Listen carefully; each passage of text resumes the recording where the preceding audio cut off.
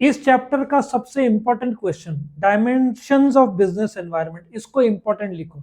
10 में से 9 पेपर में यदि बड़ा क्वेश्चन पूछा और ये सिलेबस में रहा तो ये जरूर आएगा, डायमेंशंस ऑफ बिजनेस एनवायरनमेंट।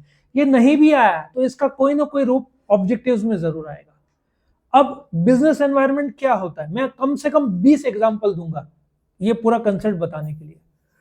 तो बिजनेस एनवायरनमेंट क्या होता है, वो एनवायरनमेंट जो बिजनेस को असर करेगा, जैसे कि customer, competitors, suppliers, government, employees, board of directors, social, cultural, economic, political, कितने सारे चीजें हैं, नेचुरल। इन सारे के सारे जो एनवायरनमेंट है जो बिजनेस को असर करते हैं और बिजनेस इन टर्न जिसको असर करता है, उसको दो भाग में डिवाइडेड है। एक है इंटरनल और एक है एक्सटर्नल। एक्सटर्नल में एक लिस्ट है, नेचुरल और सोशल और पॉलिटिकल और इकोनॉमिक जो आएगा। अब हम पहले बात करते हैं किसकी, इंटरनल की। इंटरनल मतलब क्या, कंपनी के भीतर का एनवायरनमेंट। भीतर में कौन लोग हैं, काम करने वाले, employees, board of directors, company का कल्चर क्या है, कंपनी का थॉट प्रोसेस क्या है। सो जब हम इंटरनल एनवायरनमेंट की बात करते हैं तो वैल्यू सिस्टम पहला एग्जांपल। मैंने आपको 20 एग्जांपल बोले थे, शायद ज्यादा भी होगा।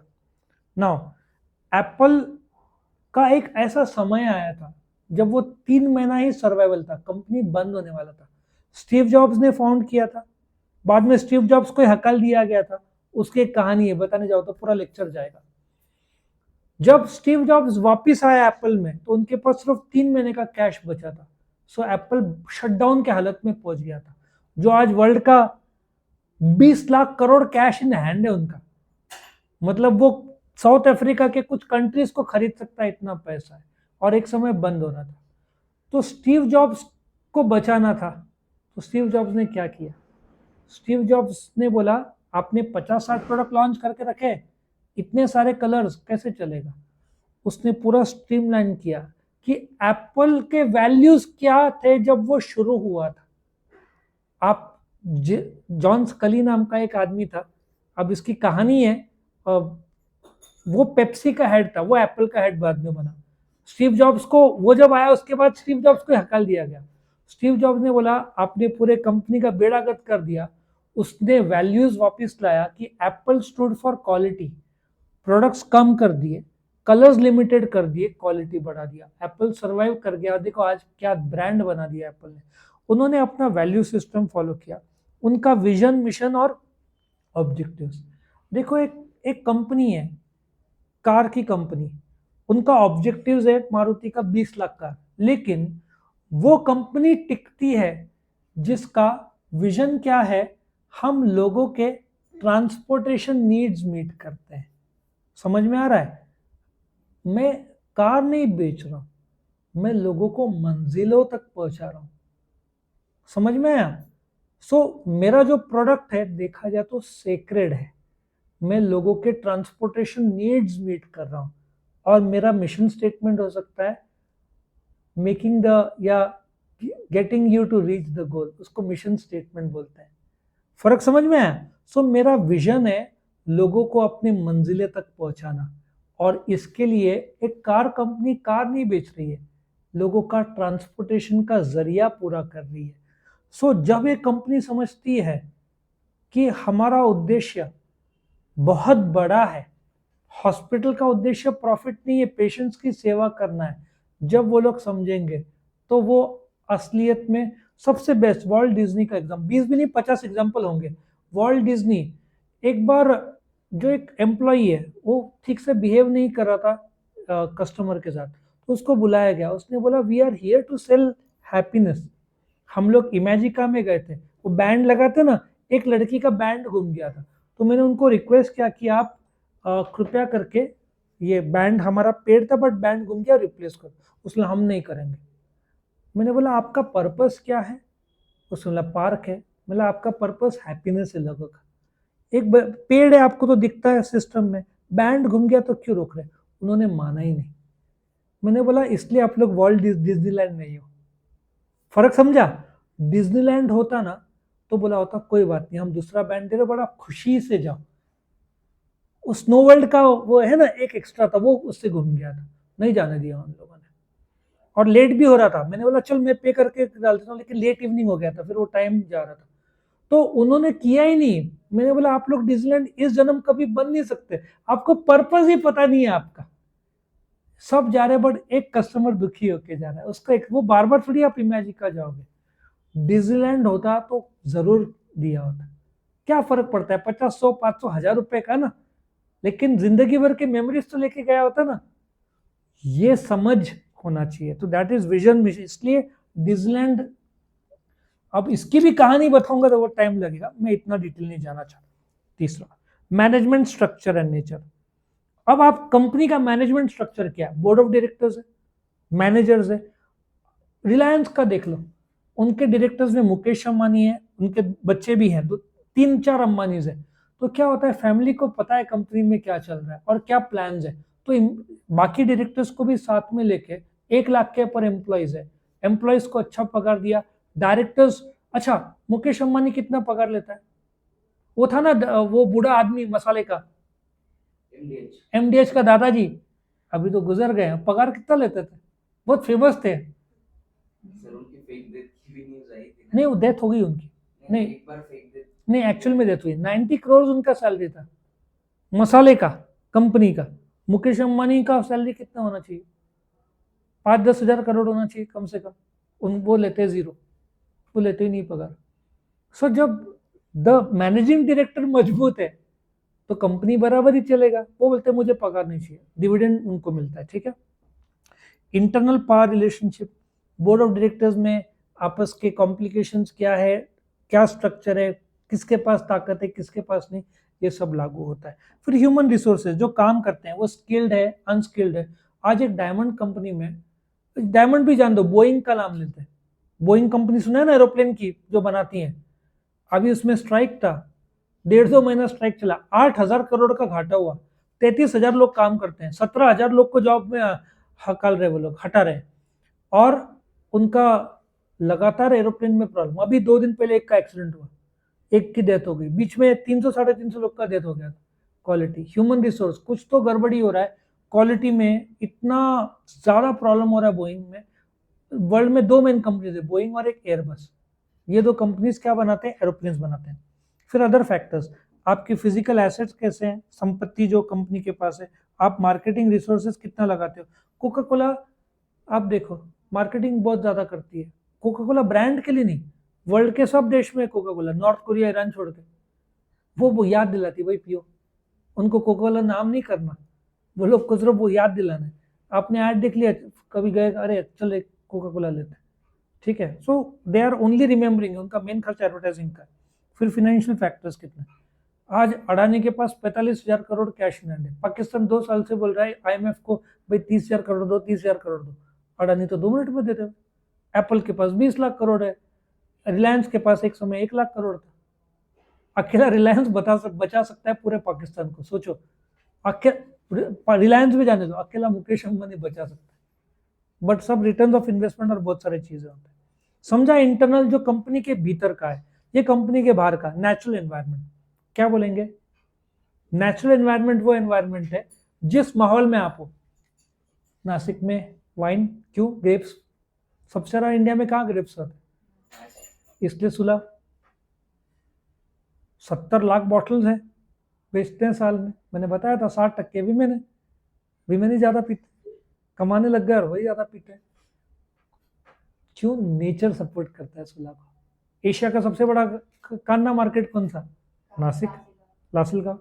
क्यों, नेचुरल एनवायरनमेंट सपोर्ट करता है ऑनियंस को, ठीक है। वही पाकिस्तान के भी ऑनियंस है लेकिन इंडिया का क्वालिटी ज्यादा अच्छा। सो क्लाइमेटिक कंडीशंस, वही आप स्ट्रॉबेरीज के लिए महाबलेश्वर जाओगे, एप्पल्स के लिए शिमला कश्मीर जाओगे, ठीक है। So I hope you understand, oranges के लिए नागपुर है, हर जगह स्पाइसेस, साउथ इंडिया स्पाइसेस में नंबर 1। सो हर एक बोलते ना, नेचुरल एनवायरनमेंट आपका कैसा है उससे आपकी बिजनेस को 100% असर होगा। टायर कंपनी का जो रॉ मेटेरियल है कहाँ से आता है, जंगलों से आता है, ठीक है। तो अगेन वो कहाँ से मिलेगा आपको, साउथ में मिलेगा, केरला साइड जंगल्स बहुत सारे, तो वहां से आता है।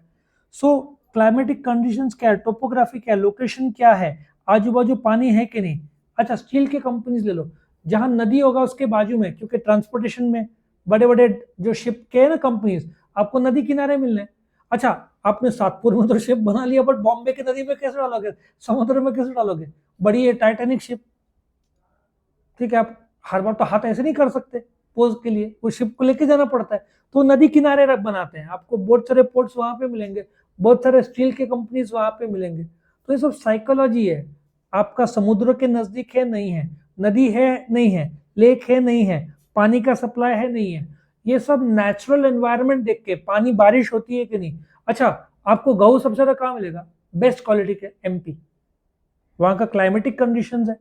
कश्मीर में नॉर्थ में चावल मिलेंगे बेस्ट क्वालिटी। फर्क समझ में आ रहा है, हाउ थिंग्स वर्क आउट। तो ये नेचुरल एनवायरनमेंट है, जैसे आपका नेचुरल एनवायरनमेंट वैसे आपका बिजनेस होगा। आपके इंडिया के बेस्ट स्ट्रॉबेरीज आपको महाबलेश्वर में मिल रहे हैं, क्योंकि उनका अच्छा उसको एक सेट क्लाइमेट लगता है स्ट्रॉबेरी को, वो क्लाइमेटिक कंडीशन रहा तो ही स्ट्रॉबेरी आता है, वरना नहीं आता है, ठीक है। Next is social environment.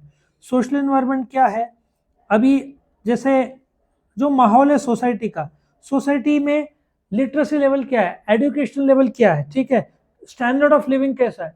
Nashik में क्यों रोल्स रॉयस की कंपनी नहीं आते, मर्सिडीज अभी तक, मर्सिडीज तो आ चुका है, बीएमडब्ल्यू नहीं है, वही आपको बॉम्बे में पूरा मिल जाएगा। औरंगाबाद में आज से 20 साल 15 साल पहले एक साथ फार्मर्स ने 150 कुछ तो या 100 बीएमडब्ल्यू का ऑर्डर किया। ये देख के औरंगाबाद में ही एक और ग्रुप ने 150 लोगों ने मर्सिडीज कुछ तो ऑर्डर किया, औरंगाबाद पूरे लाइमलाइट में आ गया, उधर सब शोरूम्स खुल गए। समझा, आपको वो सिटी का सोशल एटमॉस्फेयर भी देखना पड़ेगा, वर्क कैसे टाइप के लोग हैं। अब Nashik is a tier 2 city, average workers का पगार कितना होगा, 15 to 20,000। अच्छा इफ दिल्ली में 25 लाख है तो आप नॉर्मल लाइफ जी रहे हो, बैंगलोर में 25 लाख है तो आप ठीक ठाक जी रहे हो, मुंबई में 25 लाख है तो आप गरीब हो। फर्क समझा, 25 lakhs पर एनम, ये आप तीनों में अलग। और नासिक में 25 लाख, तो आप तो बहुत लोगों के बोलते ना सम्मान प्रिय लोग हैं, आपको सम्मान मिलेगा 25 लाख है, क्योंकि नासिक में 25 लाख खर्चा नहीं है, मुंबई में आपका 25 लाख कैसे उड़ जाएगा। आप एक नाइट लाइफ में गए ना, आप पार्टी वार्टी किया, आपका 25-30 हजार तो एक में जाएगा, वहाँ होटल से जहाँ पे डिनर बिल आपका लाख रुपए आ जाएगा, ऐसी भी जगह है, ठीक है। ताज होटल में जाओ 1,500-2,000 की चाय रहेगी, ठीक है ना, 1500 हजार 1500 तो चाय मिल जाएगी, तो आपको ऑफकोर्स उसके साथ ब्रेकफास्ट भी रहेगा, ठीक है। सो सोशल एनवायरनमेंट कैसा है उस हिसाब से ऑर्गेनाइजेशन आते हैं। नासिक में क्या हो रहा है, अभी देखो होटल्स बहुत सारे आ रहे हैं, कुंभ मेला, त्र्यंबकेश्वर, कपालेश्वर, साई शिरडी नजदीक है, इसलिए बहुत सारे 5 स्टार नहीं 3 स्टार और 4 स्टार होटल खुल रहे हैं नासिक। जो मैरियट, ये कौन सा है, JW मैरियट, ऐसे बड़े बड़े नहीं खुलेंगे, इनका चाय में लोग बेचारे हो जाए प्रॉब्लम में, 2,000 की चाय पियोगे पेट अभी भी खाली। समझा, ये प्रॉब्लम है। दुबई में जाओगे बुर्ज अल अरब, वहां पे तो 10,000 रुपये लगेगा आपको चाय और नाश्ते का, बुर्ज अल अरब करके होटल है ना, वहाँ 5-10 हजार रुपये लगता है इसका आपको, लेकिन वर्ल्ड क्लास मिलेगा, लग्जरी, ऐसा सोने का कप वैसा महसूस होगा, लेकिन 10 मिनट बाद जब खत्म होएगा तो 10,000 रुपये आप जा चुका होगा। मुंबई वाले इसलिए बहुत स्पेंडिंग वाले रहते हैं, उनका कमाई अच्छा रहता है, तो बड़े बड़े जो शोरूम्स और मॉल्स क्यों मुंबई में आ रहे हैं, वहाँ पे अर्निंग कैपेसिटी है। तो सोसाइटी कैसा है, उनका अर्निंग पोटेंशियल क्या है, स्टैंडर्ड ऑफ लिविंग क्या है, मोबिलिटी ऑफ लेबर क्या है। मुंबई लगभग फुल हो चुका है, 2 करोड़ लोग हैं, जगह ही नहीं है मुंबई में, ठीक है, ये हालत है। फिर ट्रेंड क्या है, पॉपुलेशन किस प्रकार से बदल रहा है।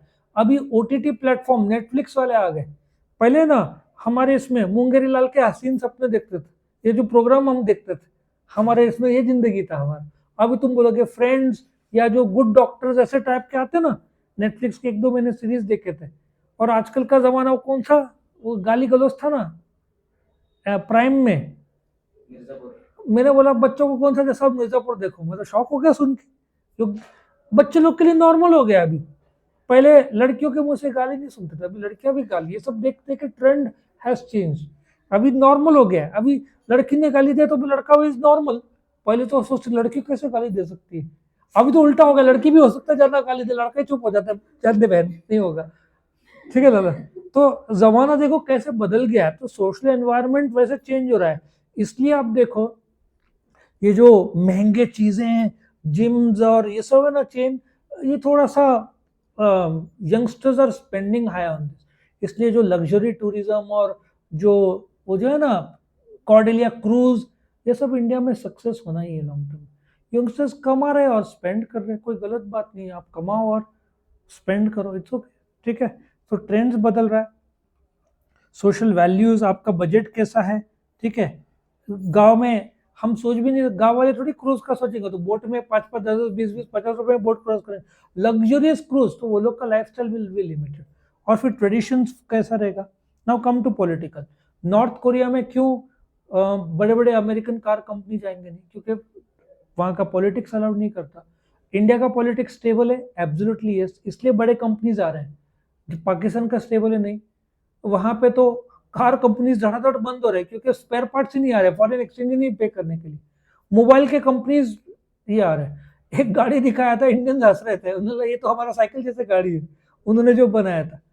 बहुत पीछे है वो लोग, और वो लोग जो डेवलप कर रहे हैं वो भी चाइना की मदद से। उनका पॉलिटिकल स्टेबल हो जाए ना तो देश आगे बढ़ जाए। उनके भी मेहनती लोग हैं, लेकिन प्रॉब्लम ये हो रहा है पॉलिटिकल उनका स्टेबल नहीं है, कभी ये होता है कभी वो होता है। इंडिया में देखो जो पॉलिटिकल पार्टी है, पहले कांग्रेस स्टार्टिंग में 5 साल चली, फिर मोदी 5 साल चले, वापस 5 साल चले, अभी भी मोदी वापस चल रहा है ना, स्टेबल। तो बाहर के देश क्या देखते हैं, स्टेबल है ना तो हम एंटर करते हैं। ठीक है, सो पॉलिटिकल में अपना लेजिस्लेचर कैसा है। अमेरिका में डायरेक्टली लोग प्रेसिडेंट को चुनते हैं, इंडिया में अपन पार्टी को चुनते हैं, पार्टी प्राइम मिनिस्टर को चुनते हैं। क्या अपना देश स्टेबल है। महाराष्ट्र गवर्नमेंट आई ना अभी, वापिस महाराष्ट्र में एक ही जो है ना महायुति की जो आई, अब वो स्टेबल है, 5 साल नहीं हिलेगा, वो मजबूत है, उसमें बीजेपी भी आ गया। तो अभी महाराष्ट्र में इन्वेस्टमेंट आ जाएगा, इतना टाइम रुका हुआ था, लोग देख रहे थे कौन आता है पार्टी, उस हिसाब से हम निवेश करेंगे, क्योंकि बिजनेस फ्रेंडली भी होना चाहिए। फिर गवर्नमेंट कैसा है, जुडिशरी, अपना सुप्रीम कोर्ट बहुत मजबूत है, वो डायरेक्टली डांट देंगे पॉलिटिक्स को कि तुम गलत कर रहे हो, और अपना हिम्मत भी है। ठीक है, तो ये सब देखा जाता है। इकोनॉमिक, देश के पास कितना पैसा, भाई अपन वर्ल्ड नंबर 4 है, अभी जापान को 1 साल में अपन पीछे कर देंगे, वर्ल्ड नंबर 3 हो जाएंगे।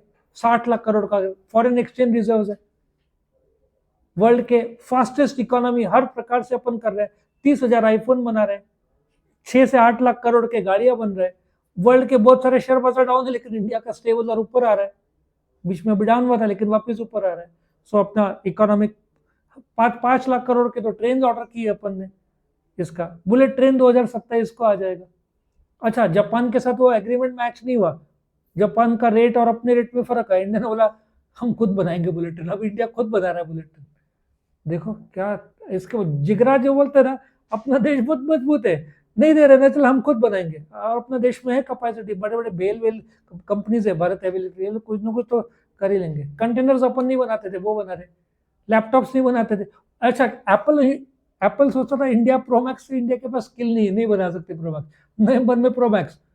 गूगल पिक्सल, वो बोलते थे इंडिया नहीं बना सकते, गूगल पिक्सल चालू हो गया। S23 अल्ट्रा इंडिया में नहीं, इंडिया में लागू हो गया, तुम देखो। अच्छा, एप्पल ने रिसर्च सेंटर खोला इंडिया में, अभी चाइना में होता था, अमेरिका में होता था, एक आध देश, अभी ये हो गया। माइक्रोसॉफ्ट ने बैंगलोर या हैदराबाद में रिसर्च सेंटर खोला हुआ है। सब टॉप का इंडिया में आ रहा है, क्यों, पॉलिटिकल अपना मजबूत है, पैसा बहुत है अपने पास, इकोनॉमिक पॉलिसीज है, सिस्टम्स है। ठीक है, इकोनॉमिक सिस्टम है। तो कैपिटलिस्ट, सोशलिस्ट, और कैपिटलिस्ट मतलब यूएस है, प्राइवेट प्लेयर ज्यादा इन्वॉल्व होंगे। सोशलिस्ट मतलब चाइना, रशिया, गवर्नमेंट डिसाइड करेगा। अपना मिक्सड है, रेलवेज में गवर्नमेंट डिसाइड करता है, प्राइवेट में अंबानीज और अडानीज और बिरलाज और टाटास डिसाइड करते हैं। टेक्नोलॉजी, टेक्नोलॉजी क्या है अपना। अच्छा, 5 साल पहले नरेंद्र मोदी जो अपने प्राइम मिनिस्टर है, उन्होंने एक को बोला था आर्टिफिशियल इंटेलिजेंस के बारे में बताओ।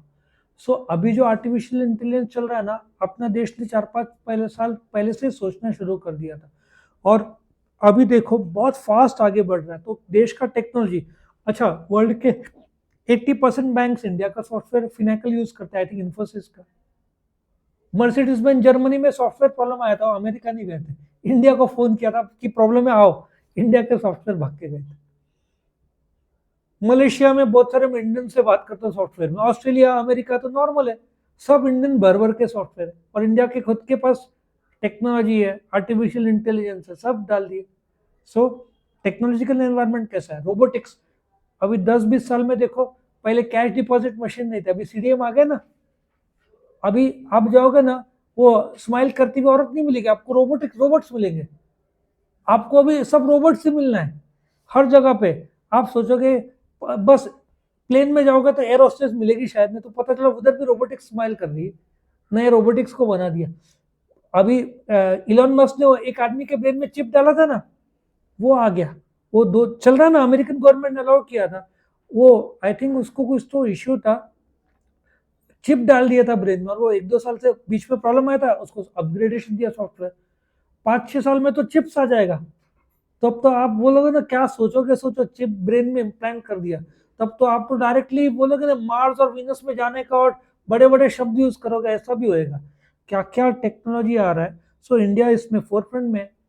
अच्छा, 6G और आर्टिफिशियल इंटेलिजेंस के सबसे ज्यादा जो पेटेंट्स है, ऑफकोर्स चाइना अमेरिका है, टॉप 5 में इंडिया है, जो पेटेंट्स रजिस्टर करा रहे ना 6G और आर्टिफिशियल, इंडिया अग्रसर है इसमें। लीगल एनवायरनमेंट के इंडिया के कायदे पहले बहुत पुराने थे, अभी इंडिया कायदे को अपग्रेड कर रहा है। कंपनीज एक्ट 56 था, बंद करके कंपनीज एक्ट 2013 आ गया।